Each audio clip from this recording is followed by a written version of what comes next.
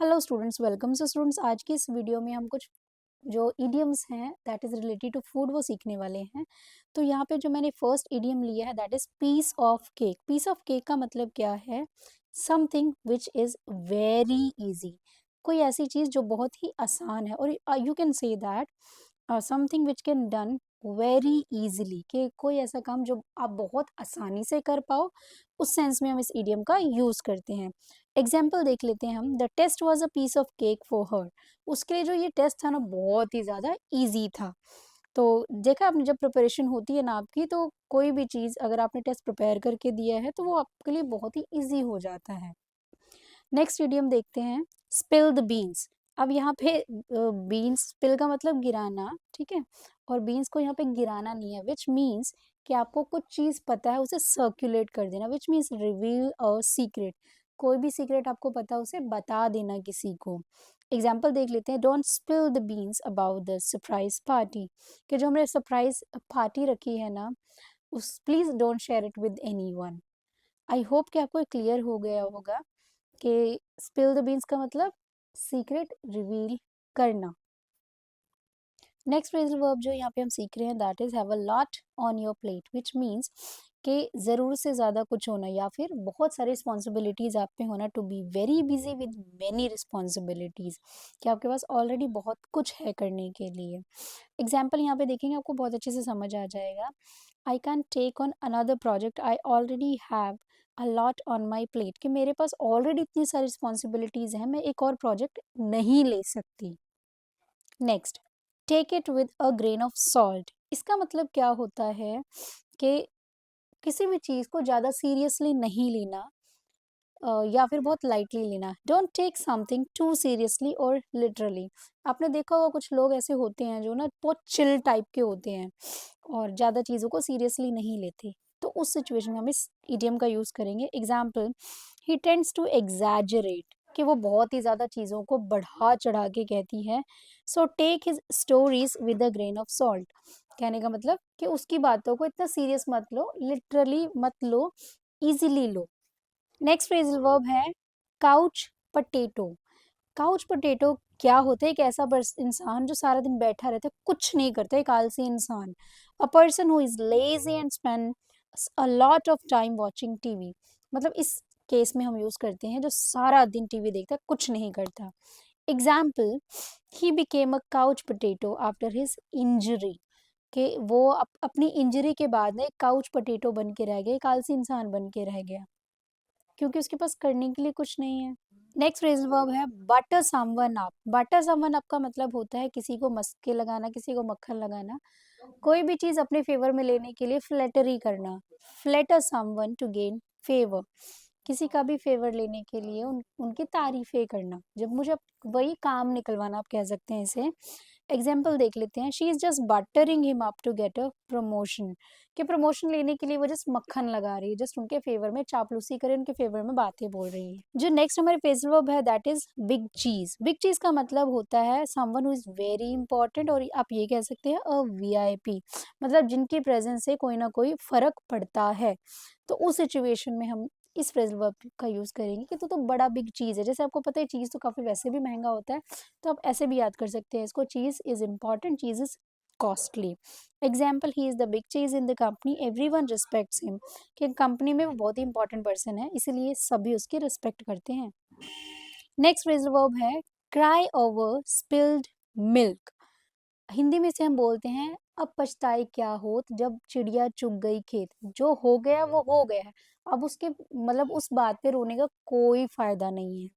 तो to be upset about something that can not be undone, कि जो चीज खराब हो ही गई है उसे हम ठीक तो नहीं कर सकते ना, तो उसके होने पे मतलब रोने का क्या ही फायदा। एग्जाम्पल देख लो, there is no use crying over spilled milk, let's move on, कि कोई फायदा नहीं है जो हर चीज खराब हो गई इस पे रोने का, आगे बढ़ो।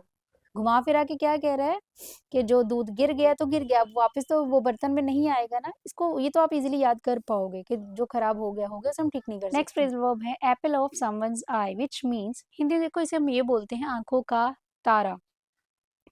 Someone who is very precious और चेरिश्ड, जो मतलब आपका फेवरेट कह लो, आपका फेवरेट इंसान है, आपके लिए प्रेशियस है। Example, her granddaughter is the apple of her eye, जो उनकी ग्रैंड डॉटर हैं, उनकी फेवरेट है, उनके लिए प्रेशियस है। नेक्स्ट फ्रेजल वर्ब है bring home the bacon, which means to earn money for the household।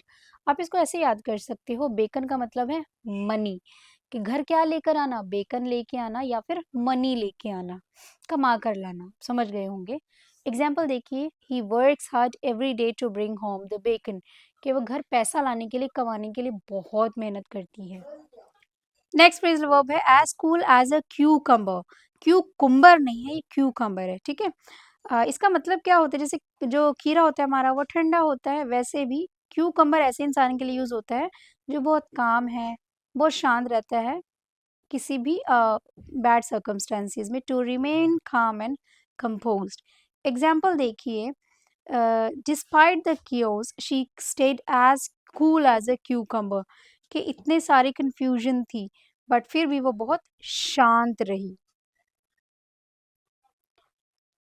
Next phrasal verb है in a pickle, which means confusion, state of confusion, और आप ये कह सकते हैं एक डिफिकल्ट सिचुएशन जहाँ पे आप डिसीजन नहीं ले पा रहे हो, to be in a difficult और tricky situation. Example, in a pickle I forgot my wallet at home, कि आउट ऑफ कंफ्यूजन ना मैं अपना जो वॉलेट है वो घर ही भूल आई।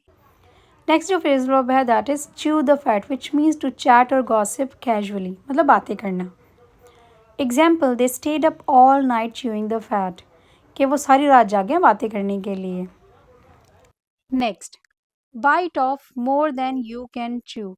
अब ये हम तब यूज करते हैं जब आप अपनी क्षमता से ज़्यादा रिस्पॉन्सिबिलिटी ले लेते हो, मतलब आप you can not do that thing but you can take extra responsibilities, to take on more than you can handle, कि ज़्यादा कैपेसिटी से ज़्यादा अपनी रिस्पॉन्सिबिलिटीज ले लेना।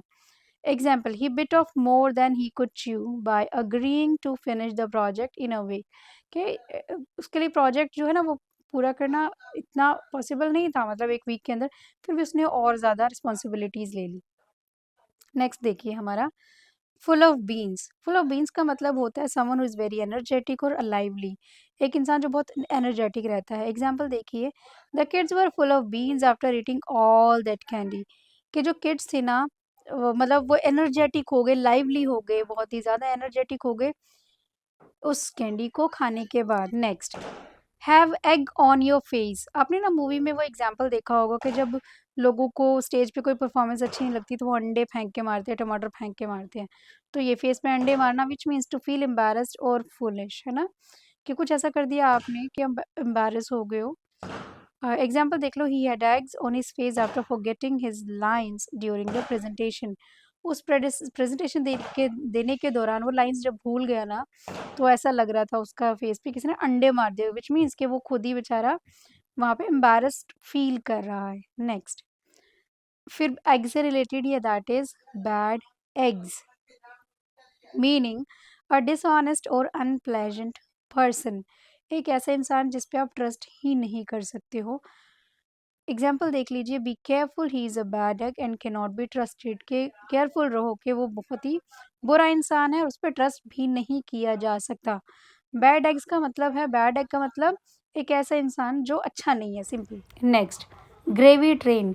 ग्रेवी ट्रेन का मतलब होता है बहुत इजीली पैसे कमाना, मतलब a way of making easy money, कहते हैं हमारे लिए तो ये पैसा कमाना बहुत आसान है, तो ये मनी के केस में यूज़ होता है, easily on money.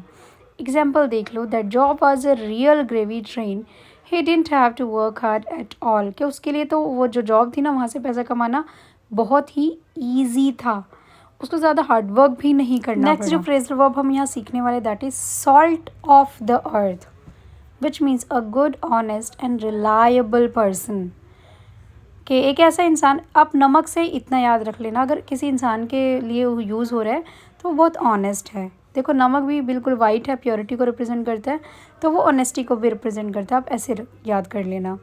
Example, she is the salt of the earth, यहाँ पे अर्थ मैं लिखना भूल गई, यहाँ पे थोड़ा सा ना ये राइटिंग एरर है, तो वो बिल्कुल सॉल्ट के जैसी है, बहुत ऑनेस्ट है। नेक्स्ट देख लेते हैं, eat humble pie, which means to admit your fault. जो भी आपकी गलती है ना, उसको एक्सेप्ट कर लेना, मान लेना।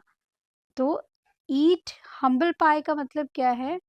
To admit your wrong and apologise, अपनी गलती मानना और माफ़ी मांगना। उस केस में हम इसका यूज़ करते हैं। एग्जाम्पल देखो, after the argument she had to eat humble pie and apologise to his friend.